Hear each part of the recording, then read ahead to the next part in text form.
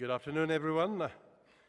I'm Amit Chakma, President and Vice Chancellor of this university, and it is my great pleasure to welcome you all to Alumni Hall. I'm delighted to see so many friends, colleagues, students, alumni, and members of our community here to enjoy what promises to be an engaging time together. Ladies and gentlemen, Mesdames et Messieurs, at this time, may I ask you to please rise for the arrival of their Excellencies, the Right Honorable David Johnston and Her Excellency Mrs. Sarah Johnston.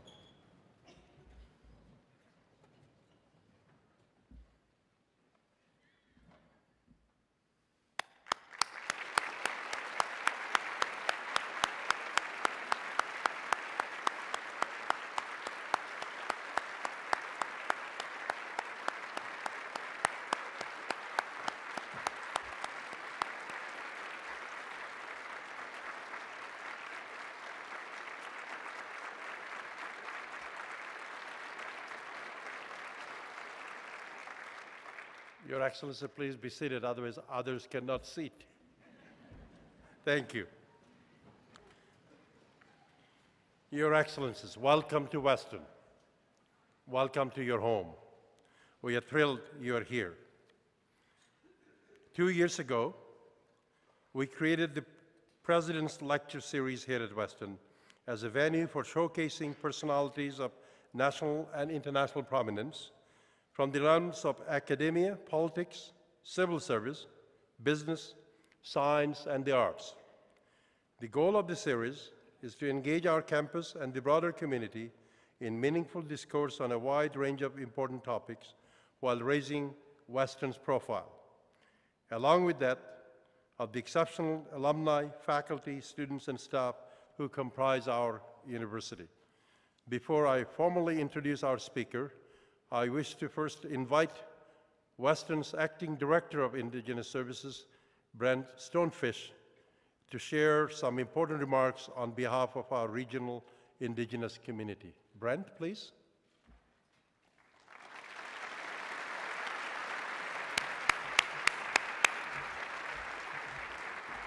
Brent, may I present to you this traditional tobacco as our appreciation for your coming and sharing the message with us. All right. Kwinganao Lomwa, Sagoli, Ani, Bojo, Danse. Hello. Nidashinzi Lapwat, Niha Del Napawi, Nidami Minzi Takwach. My name is Brent Stonefish, and at this time I'm the Acting Director of Indigenous Services here at Western University.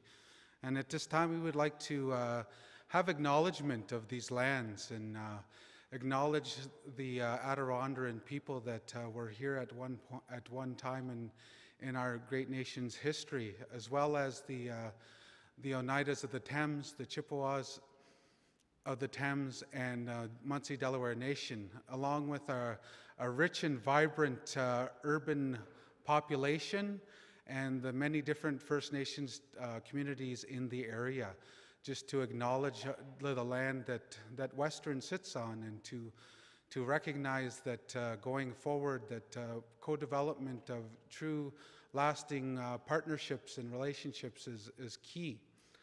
And I'd just like to offer a small prayer and say Nishi Kishala Mokwam for allowing us to come to this venue to meet and to come together as one good mind, so that we can look at our future in a bright and lasting way. So I wanted to offer a song of thank you on behalf of Indigenous Services and Western. So bear with me.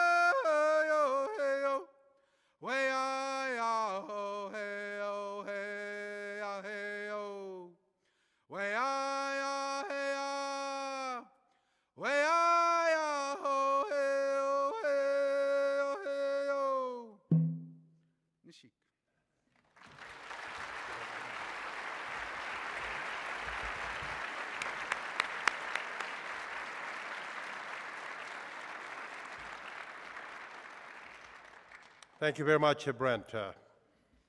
It is now my great honor to introduce today's speaker. On the way to becoming His Excellency the Governor-General of Canada, David Johnston played many other noteworthy roles in his life. He was captain of Harvard's varsity hockey team. He inspired a character in a novel written by a dorm mate and made famous by the 1970 movie Love Story. He became a legal scholar par excellence and author of more than 25 books. He was dean of our faculty of law here at Western. And he served as principal of McGill University. But it was as president at the University of Waterloo that David played his most important role in my life. As the provost at Waterloo, I enjoyed the extraordinary privilege of serving under David's leadership. It was under David's mentorship I learned quite a few things. And I'll share a few samples because I don't have unlimited time. We want to listen to the Governor General. So I picked 4, Your Excellency. So first one is really setting the focus on getting things done.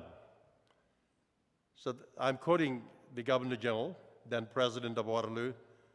So he used to say to me and to many others, in our business, he would say, when all is said and done, more will be said than done, which is so true. Then he'll turn to me and he'd say, Amit, it's your job and my job to make sure that we turn it around and we get something done. I have suddenly taken that message to heart. I share it because I'm pretty sure that many of you can benefit from that in the lesson. Second, combining aspirations with pragmatism. He used to say, dream big, start small, and scale up.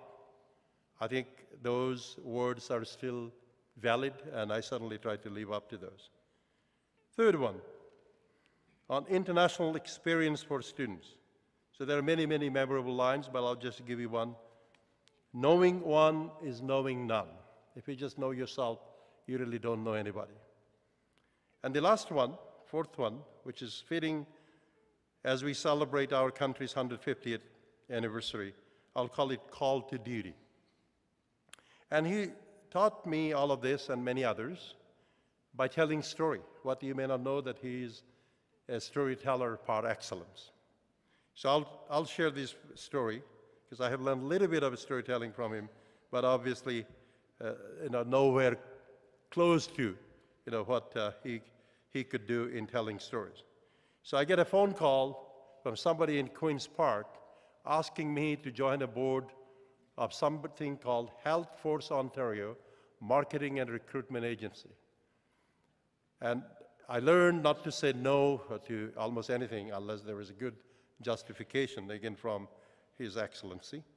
So I didn't say no, but in my mind, I shouldn't be doing it because I had absolutely no background in health.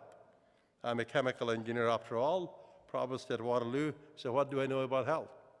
So I said I was going to get back to them next day, so next day I go and see the boss. I suspected that he had something to do with this phone call, because otherwise, why would somebody call me up? And I explained what the situation was. He didn't actually let me finish my sentence, looked into my eyes and said the following: when your country calls, you say yes. So that's call to duty. So that's him. I'm profoundly grateful for David's guidance and friendship, and it is my personal connection to him that makes this such a special day for me. Ladies and gentlemen, I would now like to invite the Governor General to the podium. Mesdames et Messieurs, je voudrais maintenant inviter le Gouverneur Général à nous adresser la parole.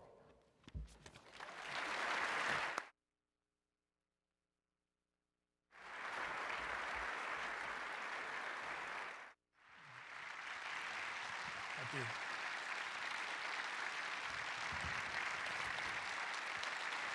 Thank you. Thank you, Brent, for that welcome. Amit, thank you for those thoughtful words. Parliamentarians, Your Worship, distinguished guests, ladies and gentlemen, we've come home, Sharon and I. This is home for us. As Amit was speaking those generous words, I thought, I'm a man of faith, and I thought I had to pray twice. Once for my friend who was taking liberties with the truth, and secondly for myself for enjoying it so very much. That word boss crept into his introduction. I've always felt that I work with people. People work with me, not for me. Amit from time to time is formal and would refer to me as boss. And I used to think that was a very flattering term in a university which is very flat. All are equal. An endearing term, recognizing a little bit of authority, primus inter pares, if you like. And then I heard the story about the very busy businessman who thought his family needed a little more joy in their life, and so he went to a pet shop to buy a parrot. Thought the parrot would talk and would enliven the family, and he said to the pet shop owner, "That red parrot there, what's it cost?" "That's $1,000, sir." "Well, that's a lot of money for a parrot. What's special about that parrot?" "That parrot can operate a computer." "What about the green parrot over there?" $2,000. $2,000, that's a lot of money for a parrot. What's special about that parrot?" "That parrot can program a computer." "What about the orange parrot right there?" "Well, that parrot is $5,000, sir." "Oh, $5,000 for a parrot? That's an awful lot of money for a parrot. What's special about that parrot?" The pet shop owner paused for the longest time. He said, "Well, sir, to be honest with you, we really don't know. The orange parrot doesn't say anything, doesn't do anything, but parrot 1 and parrot 2 call him boss."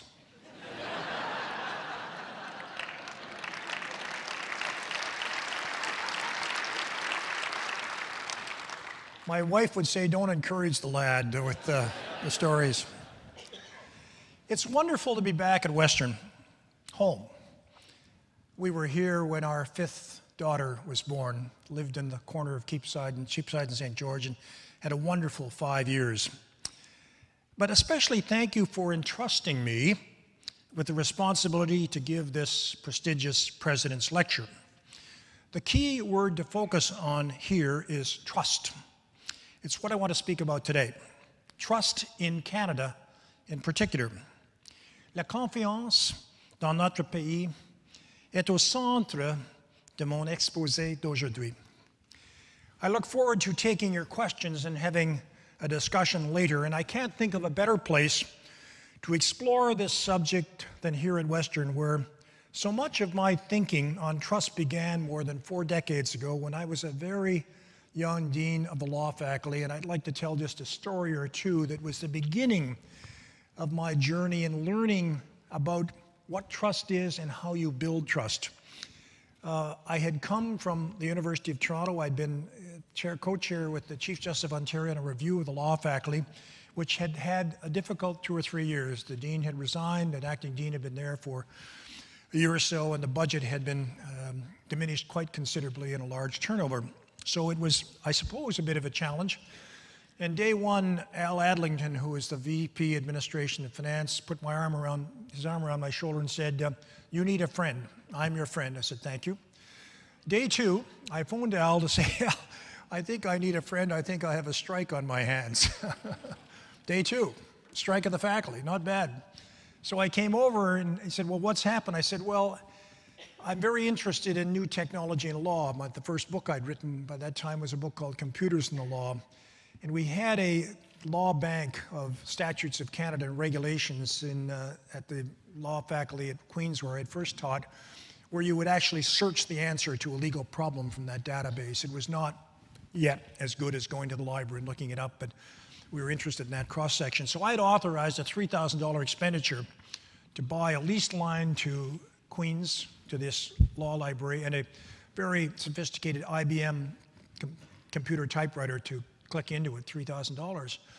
And I had done so just on my own initiative, not realizing that the custom in the law faculty was, one, to have a faculty discussion and decision about any discretionary expenditures, especially on something that affected curricular development. So Al said to me, "Well, what have you done?" I said, "I've withdrawn the decision." He said, "You've withdrawn the decision? Why would you do that? You're tested, day two." I said, "Well, my colleagues were right. I didn't know the custom. It's a reasonable custom. I should have met with them and explained them." He says, "Well, don't you need the $3,000? I said, "Well, yeah." He said, "Well, phone the chancellor." I said, "Why would I phone the chancellor?" So we went over and dialed the phone number of Alan Taylor, whom some of you remember, a blessed man, then chancellor, and put me on the phone. And Mr. Taylor said, "I'm so glad we're speaking. How long have you been there?" I said, 2 days, sir." He said, "Well, I should have called you in day one to welcome you." I said, "I don't think you'll feel that way when I tell you my story." So I told him the story, and he said, "Well, what time do you start in the morning?" I said, "Oh, 8 o'clock, sir." He said, "Well, I'll be there with a check for $3,000. And I said, "Well, sir, I'm surprised at that, but if there's any check to be had, I'll come down to your office." He said, "My boy, I've got a pair of running shoes in my closet with your initials on them. Do you know what I'm telling you?" I said, "I think I should be in my office, sir." He said, "Yes, and you get a few of those people that are giving you a bit of a difficult time." He came in the next morning and he said, "Here's a check for $3,000. I spoke to Dick Ivey last evening, and the foundation, of course, would be happy to support this initiative. I don't know anything about computers, but everybody and all the young people in the trust company know about them, and they're going to keep an old man like me in a job. And when you need more, let us know." And so we solved that problem, and it was the beginning of developing a trust within the faculty and the ability to reach out beyond ourselves for trust. The second story I'll just tell along this trust journey was one of the first program initiatives I made is I was worried that the law faculty was too insular. We were a good, professional, technical faculty, but we were not as broad as I thought we should be and taking advantage of the other disciplines. And I was then working on a book on a corporate law book, Securities Regulation in Canada. And I went over to see Jack Wetlaufer, the dean of the business school. And as you know, the Ivy Business School was a jewel in this important Crown Western. And said, "Jack, would you be interested in a joint MBA LLB?" He said, "We've been waiting for years for that. We'll do it." And then he went over to the phone and he phoned Don McDougall at Labatt's and said, "Dean of the Law Faculty is here. We want a new LLB MBA program. Would you be interested?" And like that, Don McDougall said, "Here's 5 scholarships, entering scholarships for the students, and here's a summer job with business and law experience, et cetera, at Labatt's." And I went back to my faculty and said, "Good news, folks. We have our first joint program, LLB MBA," and it was turned down by my colleagues because they're not going to turn this place into a corporate law institution, which is what you teach, and a place that is linked only to business. So I licked my wounds a little bit, and David Flaherty was a professor in the history department. Neville Thompson was the chair. I went to see them. David had done law at Columbia, PhD, was teaching legal history, and we struck a joint Masters of Arts History and LLB program, the first joint degree. Went to see Bob Binkley in philosophy, a wonderful department. We began work on a joint ethics and law philosophy degree. Next, there was a grant to Westminster College on ethics and medicine and so on, and with Doug Balking and others, we helped to put together a program on law, medical ethics, and some of the very difficult programs. And then finally got back after a year of building bridges and building trust to a joint LLB MBA program. And I guess what I learned from that is you must win the trust of your colleagues as you build the institution, and constantly look out for the other allies who are here to help you. For me, that was a very important beginning in the notion of building trust in an institution. Let me cover 3 points in my remarks: what trust is, why I'm speaking about it here today, why I think it's important, and thirdly, a few specific areas in which we can draw lessons about trust and strengthen and improve it as a noun, something we possess, and a verb, something we practice. First, what is trust? Well, we all have a pretty good idea, I think. A quick scan of the Oxford Dictionary reveals definitions related to law, philosophy, business, finance, medicine, journalism, and sociology, to name a few. But for our purposes today, I prefer a very simple definition, a simile. Trust is like glue. Trust is the glue that holds us together. This is true from the micro level, a relationship between two people, a family or neighbors, to the macro, a community or a country. And it's especially true of a democratic society such as ours. And think of that in the context of this somewhat challenged world today. Trust and truth and those values. Democracy requires that people have a basic degree in each other and in the institutions and the leaders that serve them. La confiance n'est pas quelque chose que nous pouvons codifier ou imposer. Et pourtant, elle est vitale à notre démocratie. We rely on more than faith to run our democratic institutions. We have systems and laws set up to safeguard our way of life. But an important part of trust can't be measured or enforced. And that's why it's called trust. This is the case even in a legal document such as a written contract. As Emile Durkheim famously observed, in a contract, not everything is contractual. So let's apply that to the social contract that is the foundation of our democratic life. In the social contract that underpins Canada, not everything is contractual. This contract is partly held together by the glue we call trust. Let me move to my second point and tell you why I wanted to explore this theme with you today. And I'll share another quote, which comes from Mark Carney, the former Bank of Canada governor, now serving in that role as Bank of England governor. He said, "Trust arrives on foot and leaves in a Ferrari." That sound we're hearing these days throughout much of the world, the one echoed by the headlines we read daily, and I do mean daily, is the sound of trust leaving in a Ferrari. Trust in government, trust in institutions, trust in media, trust in newcomers or the new, trust in leaders, trust in NGOs, trust in business. I could go on. Canada is not immune. You may have heard of the recent findings of the Edelman Trust Barometer, a global study which looks at public opinion on this important subject. Amid what it calls a global implosion of trust, the study found that for the first time, Canada is a distruster nation, where less than half of the population trusts its civil institutions. Let me share a few other startling findings of the Edelman survey. One, trust in government globally has fallen to 41%. 2, 59% of people in the Western world trust a search engine more than traditional media. 3, only 37% of the general population globally trust corporate CEOs. 4, 53% of the general population in the West do not believe the present system is working for them. 53%. 5, trust inequality between the informed public and the general population is over 20% in the US, UK, and France. 40% of people in the UK believe that facts matter less than authenticity and beliefs.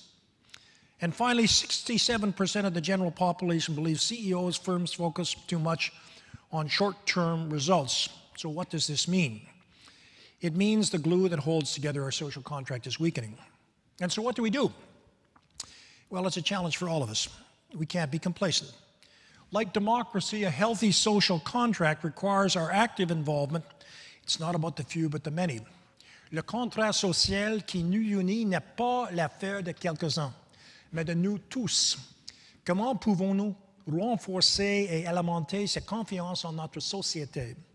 How do we restore, reinforce, and build trust in our society? It being fundamental, there are so many areas in which we can look at trust and build it.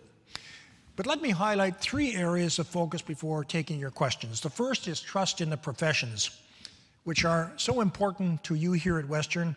And as I recall from my days as Dean of Law, where, as I mentioned earlier, my own journey in trying to understand trust and how you build it were so absolutely crucial.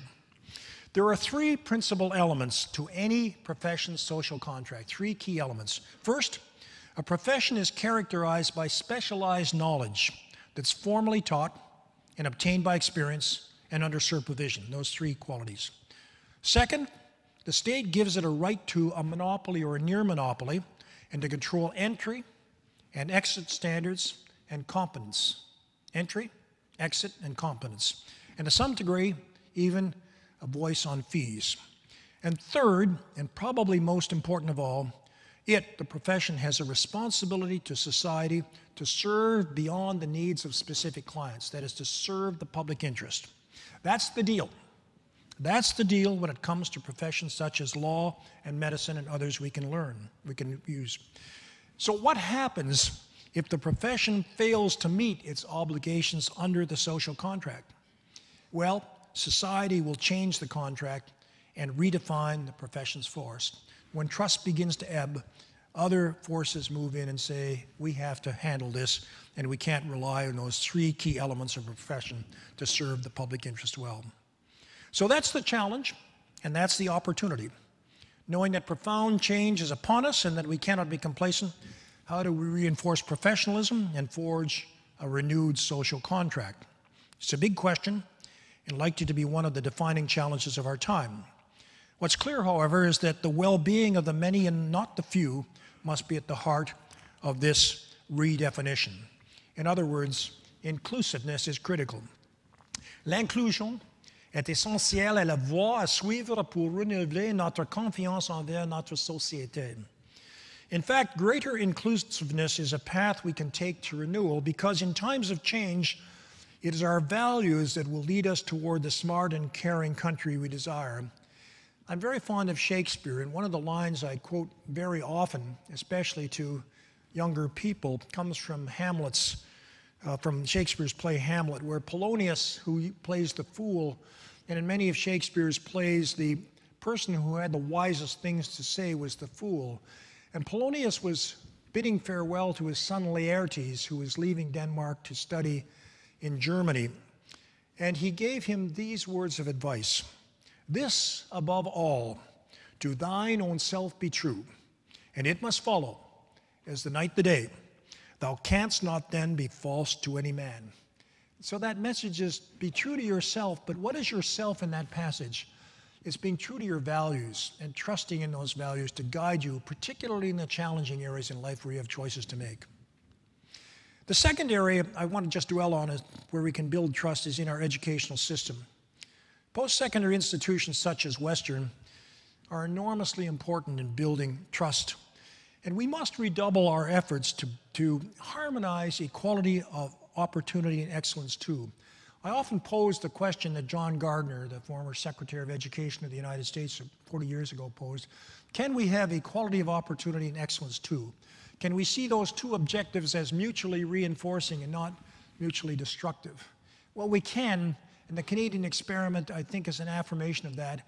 And most important of all, in our public education system, where we bring together equality of opportunity and excellence too, where we believe that by expanding the opportunity for each individual in our society to grow their talents to the fullest, we create a greater critical mass for excellence, and we push the standards of competence and achievement even higher.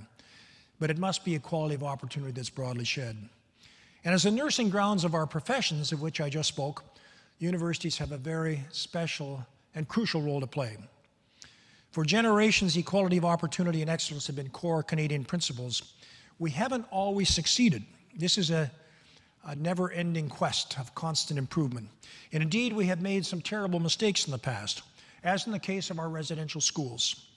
But we are at our best when we harmonize the two, equality of opportunity and excellence reinforcing one another. In today's world, we must go further. That is, we must pursue both equality and excellence in our learning as never before.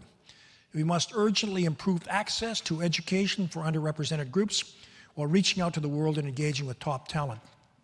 L'enseignement est un domaine où le Canada peut stimuler la confiance au pays et à l'étranger. I often illustrate that point about working on excellence and equality of opportunity with an OECD slide that I saw some years ago, which attempted to use as an index of social mobility the degree to which children in a given society met or exceeded their parents' level of education. That's kind of upward mobility, isn't it? If the child exceeds parents' level of education. And it took the 31 or 32 countries of the OECD and looked at each one of them with the population developed into 5 quintiles according to the level of education of parents, and then the degree to which the children of those parents met or exceeded their parents' level of education. Guess what? In the top 80%, the top 4 of 5 quintiles in Canada, we were number 1. That is, children met or exceeded their parents' level of education to a greater degree than in any of the OECD countries. So with the bottom 20%, you would think, well, a rising tide raises all boats. Bottom 20%, we got to be number 1, number 2, number 3. We're in the bottom third. Why is that so, the bottom third? Well, part of it's the 5% of our population who are Indigenous people, where all of you know the markers in terms of educational opportunity. And many parts of inner cities where equality of opportunity in public education just doesn't work. That's an enormous challenge for Canada.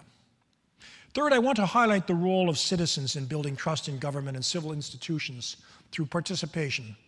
And once again, inclusiveness is essential. When a system of government works well, what does it look like? Well, among other things, it's characterized by a separation of powers, by continuity and long-term thinking, by checks and balances, by a commitment to evolving with the times, and by a fundamental sense of values, in particular inclusiveness, and in particular fairness. And I diverge for a little bit to say that if you look at 3 key words coming from Canada's Constitution, they would be peace, order, and good government. But as John Ralston Saul points out in his book, A Fair Country, when the draft of the British North America Act went to the British Parliament in 1866, it was peace, welfare, and good government. By welfare in those days, one meant fairness, a fair society. That was struck out because the British draftspeople were worried about stationing British troops on Canadian soil to defend it against the United States, and they want the Canadians to take up the responsibility for order. So fairness went out, came, and order went in. But that notion of fairness and inclusiveness have been a part of our history from the very beginning. When these features are present, a government can build trust, but it doesn't happen on its own. It's up to each of us as citizens to be involved to ensure these features are present in government, both as active participants and also as constructive critics, to identify where trust is diminishing and what we must do, therefore, to ensure that we get back on the rebuilding upward trajectory. The phrase participatory democracy is redundant because democracy is by its very nature participatory. Professions, educational institutions, governments, all 3 have aspects related to trust that can be enhanced and magnified and applied more broadly and more rigorously throughout our society. We must innovate with an eye to building trust in all 3 of those spheres and others. I have a book in my head called Trust in Canada, where I want to explore these themes in much greater detail. I've just selected very briefly 3 areas today, but there are wide varieties of areas that we can do it in. Above all, we have to see personal involvement as key. It's too important a task to leave to anyone but citizens. The crisis in trust means we are being all called to a new era of civic engagement. So we need to go further. Professions need to take the lead in renewing their social contracts. Educational institutions need to achieve greater equality of opportunity at the same time as they pursue excellence at the highest levels. And citizens need to become active to ensure their governments serve them and not the other way around. Whether you're in business, law, education, government, media, etc., think about trust, the glue that holds us together, and make trust building a central part of what you do. It's very appropriate that we talk about this fundamentally important matter in this Canada's 150th anniversary year. After all, what was Confederation if not an exercise in trust building among diverse peoples? That was the bold Canadian experiment, an exercise in trust building among very diverse peoples. There were and always will be competing interests, but trust was the glue that allowed conversations about Canada to even begin. And I just want to mention today another anniversary, and that is today we celebrate the International Women's Day. And I'd like just to take a moment to read the message that we composed on this day, because I think it rings true to what I'm saying. It goes this way: Canadian women play a vital role in every aspect of our society, yet all too often they continue to be underrepresented and undervalued. International Women's Day is an opportunity to highlight the progress that has been made toward achieving gender equality, while underscoring the fact that there is still much to be done before women worldwide can achieve the equality they seek. Every day, women demonstrate their determination, courage, and solidarity, continually pushing back against the limits imposed upon them simply because of their gender. However, if the aim of true equality is to be attained, we must collectively redouble our efforts. On this March 8th, Sharon and I invite you to reflect on how we can all make Canadian society more just and more equitable for women, and to celebrate the women who have achieved extraordinary things. You know, I sometimes speculate that if I were king for a day of the whole world, my first and important step would to be somehow ensure that there was equality of educational opportunity across the world for girls as well as for boys. And think of the profound change that would make in our world. Je veux conclure en vous disant ceci. La confiance doit être à la base de tout ce que vous faites. Il s'agit à la fois d'un défi que vous devez relever et d'une occasion que vous devez saisir. Trust needs to be part of the bottom line of what we do. This is a challenge, but also an opportunity, because those who lead in establishing trust will thrive in the years to come. I often say that great nations are built on great challenges. So too are great universities, great businesses, great people. I wish you the very best with this important challenge.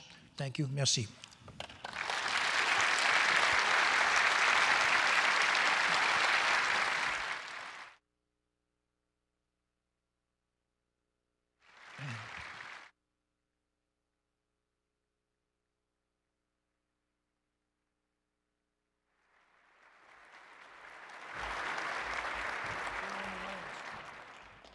His Excellency is on a very tight schedule, but he has very kindly agreed to take questions for a few minutes. I would ask you, please, to keep your questions brief and to the point so we can have as many of them as possible.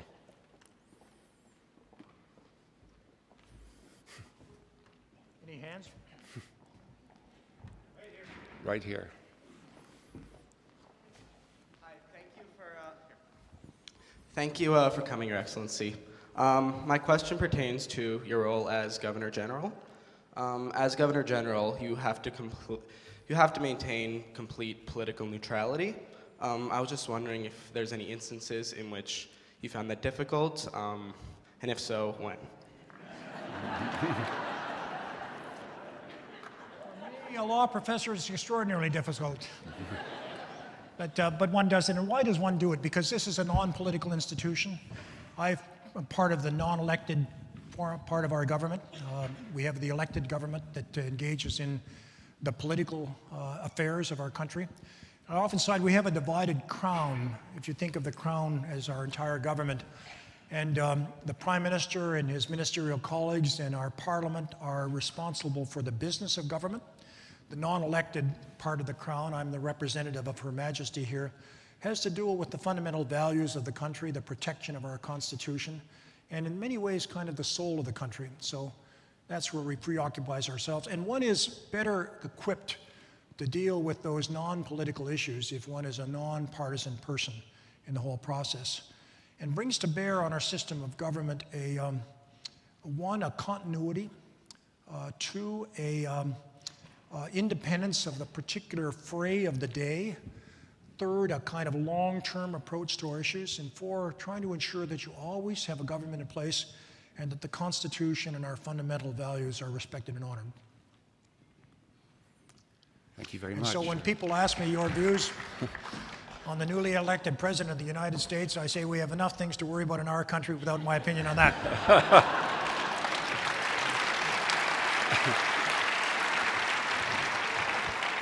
Do we have another question?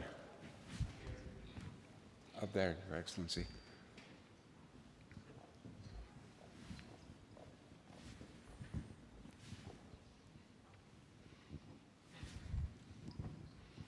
Your Excellency, thanks for coming to Western and for your inspiring words about Canada's mission. If you were king for the day, how would you like to see Canadian citizens step up to play those leadership roles that you spoke about? What practical advice or suggestions can you offer to the Western community? When I was sworn into this position a little more than 6 years ago, the title of my installation address was "A Smart and Caring Country, a Call to Service." And both of those adjectives are important, smart and caring. They reinforce one another, and so is the call to service, as Amit recognized. We are really blessed in this country, and we are making that experiment in diversity work for us, but you have to work at it every day. Hugh MacLennan, that great novelist, 7 books, David? At least. 3 of them were Governor General Literary Award winners. His best book, I think, was this last one, Voices in Time, which I thought was profound. And it pictures a civilization that has been destroyed by some calamity, probably a nuclear explosion, but could have been climate change, and it's rebuilding itself. And there's a very elderly professor who remembers the time when civilization was still present, speaking to a young student re-beginning. And he says, civilization is like a garden next to a jungle. And you must constantly nurture and support the plants, which are the garden, because if you don't, the weeds will take them over and the jungle will overcome all. So you work constantly at building civilization, I would say building trust.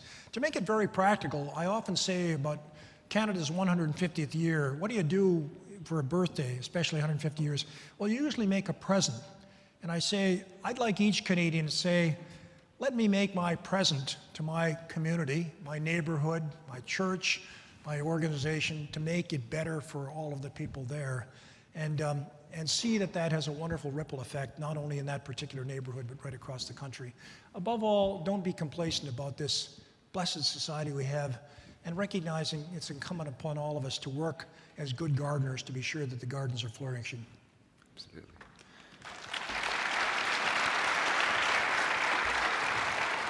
I wonder if there's a question from this side of the hall.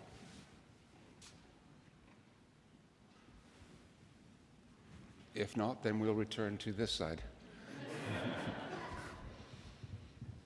A couple right in there, about 10 rows up. Thank you for speaking, and it was really inspiring.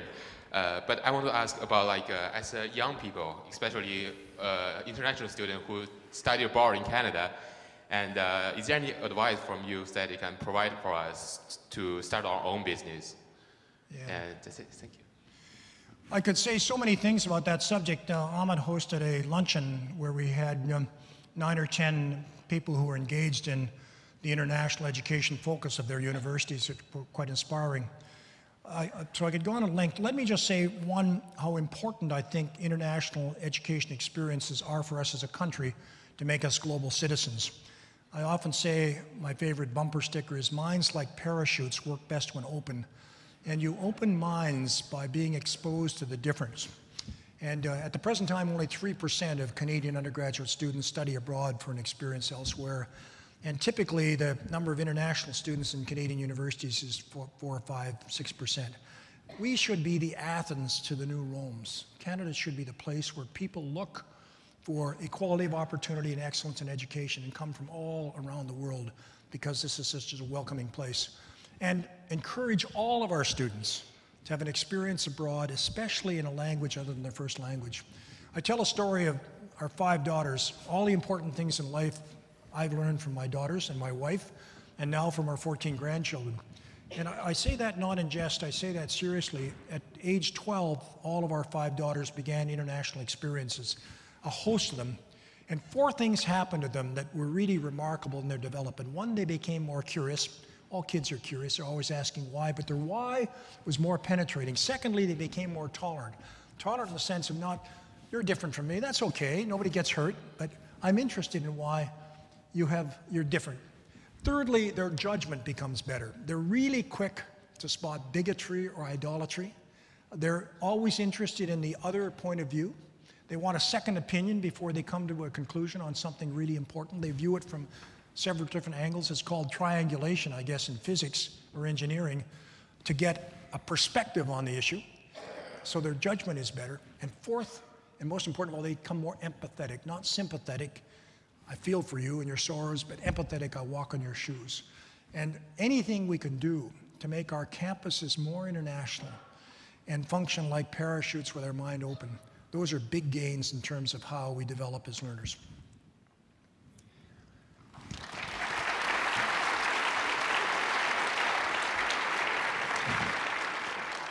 Unfortunately, His Excellency's time really is limited, but I think if it's quick, we have a moment for just one more question, please.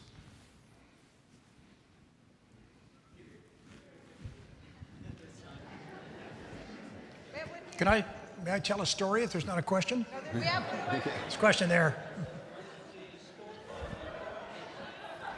Your Excellency, you spoke of the importance of women's engagement in education. Could you offer your thoughts on women as women's engagement in elected government? Yeah.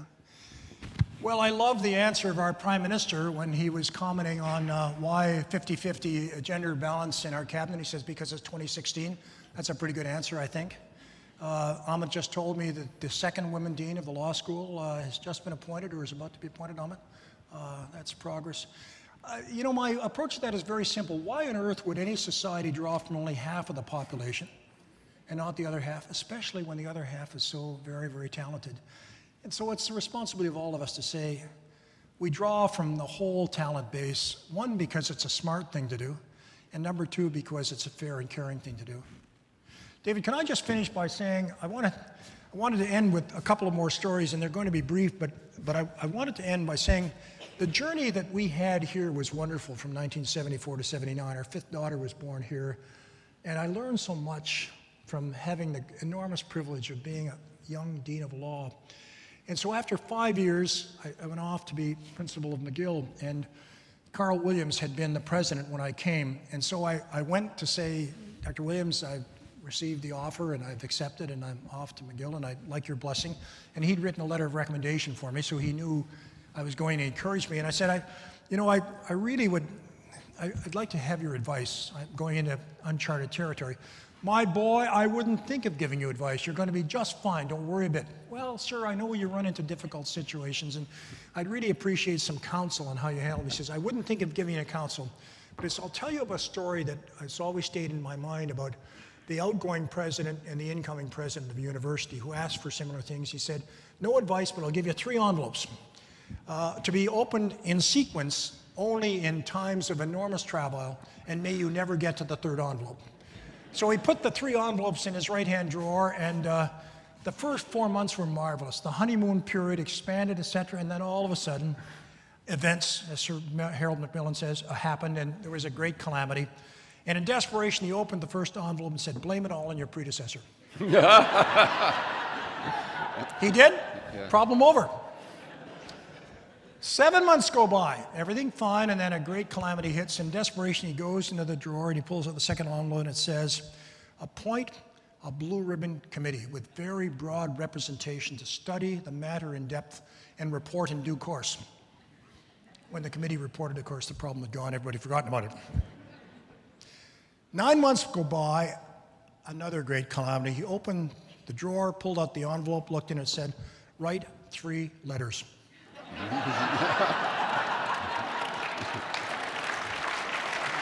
Only one more. And Ahmed is to blame for this one because when I tried this story on my colleagues back at the Gigi's office, said, no, don't go there. Especially don't go there because this is taking place in the gymnasium of the university. So please bear with me and put this in proper context. I guess the moral from this story is walk the walk, don't talk the talk, especially if you want to build trust. I think this is attributed to Dr. Williams, and I may be taking a bit of liberty, but let me go ahead with it. So here I am, again, seeking advice from him, and he says, I wouldn't give you any advice, but he says, I'll tell you a story. He said, I came from Toronto, and I'd been 6 months here, and we came to 15th of April when the examination period started. And the examinations then were written for first-year students here, I think, in the gymnasium. Frequently. And 10 minutes to 9 on examination day, the phone rings, there's a bomb going off in the gymnasium. Without hesitation, the exam canceled, London bomb squad comes in, search the gym, stemmed gudgeon, no bomb. Day 2, 5 to 9, same call, cancel exam, bomb squad comes in, stem to gudgeon, no bomb. Day 3, 1 minute to 9, call comes in, he takes it, he puts the phone down, says to his secretary, another bomb threat. Well, Dr. Williams, shall I cancel exam and call the police? No, he says, don't do that. Dr. Williams, where are you going? You're leaving. He said, yes, I am. I am going over to the gymnasium because if there's a bomb, and if it goes off, I want to be there, not here.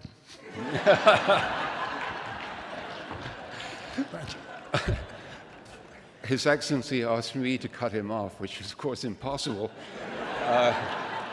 And frankly, totally undesirable. What a wonderful raconteur. What a wonderful, thought-provoking paper. Thank you so much. It's been an honor to be here.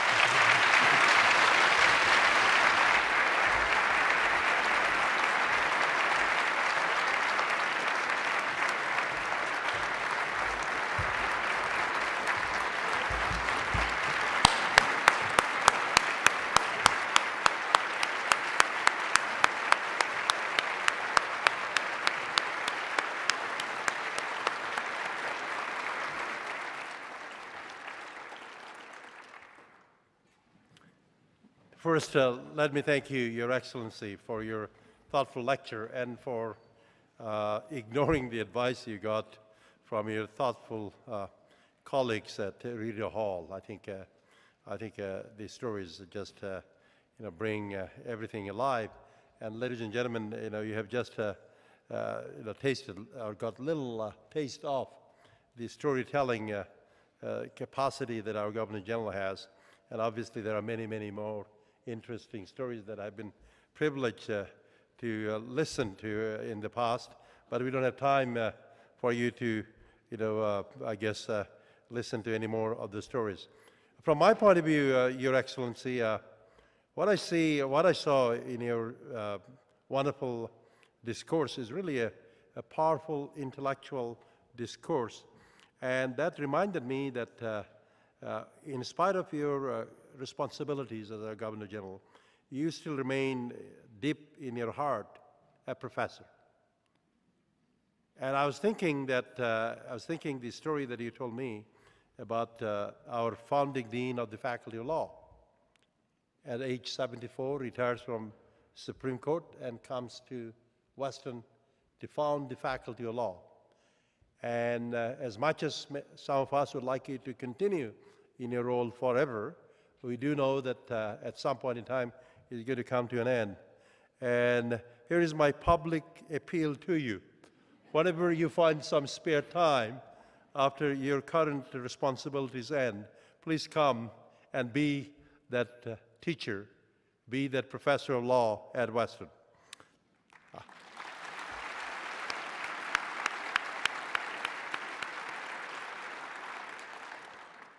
We have a special gift for you, Excellency, and my colleagues here are very good, very thoughtful. So we went through a lengthy process of deciding, what would be appropriate. Committees that we didn't quite form a committee, but I know that a number of individuals have contributed their ideas, and eventually I think we picked something that would be quite fitting for you, and I would invite you to come forward so that I may offer you this gift. And, take a look? Yes, please. That is the whole idea. I'll hang on to this. Oh my.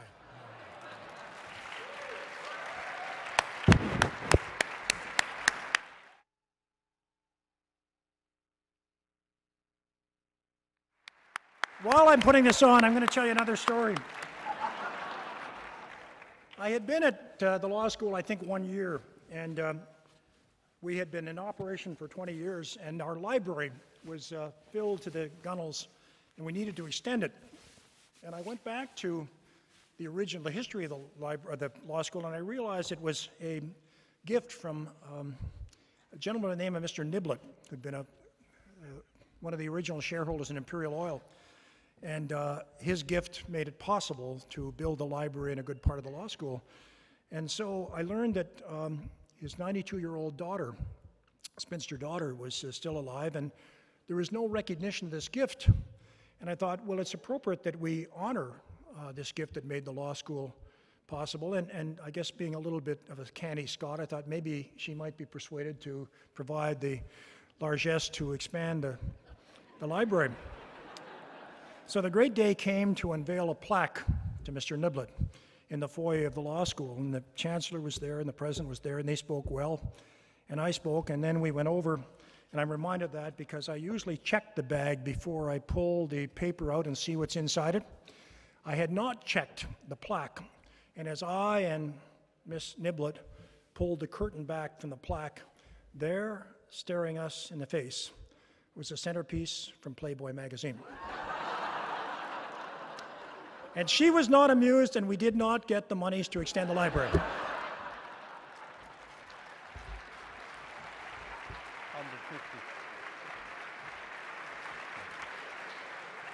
Come and get a shot here.